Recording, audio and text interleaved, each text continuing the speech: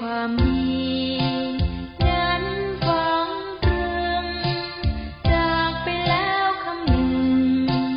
ตรึงประทับดวงใจอย่าได้ลืมเลือนสัญญากันไว้อย่างไร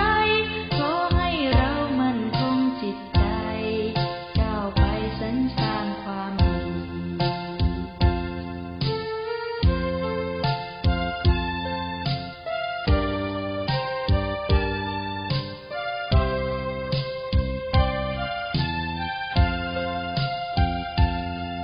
เพื่อนเอ๋ยเคยร่วมประชุมธรรมะ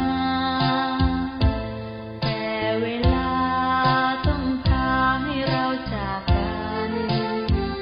ไม่นานหรอกนะเราคงได้มาพบกัน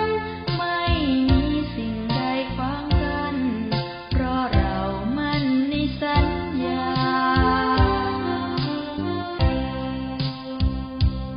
หากแผ่นดิน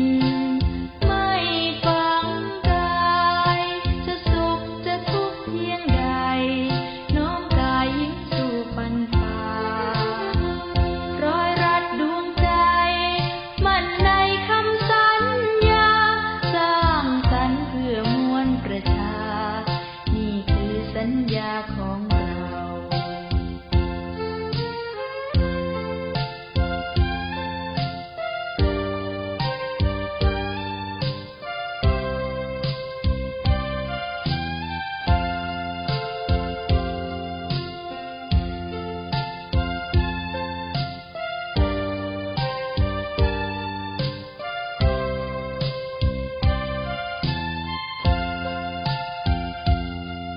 เพื่อนเอ๋ยเคยร่วมประชุมธรรมะแต่เวลาต้องพาให้เราจากกันไม่นานหรอกนะเราคงได้มาพบกัน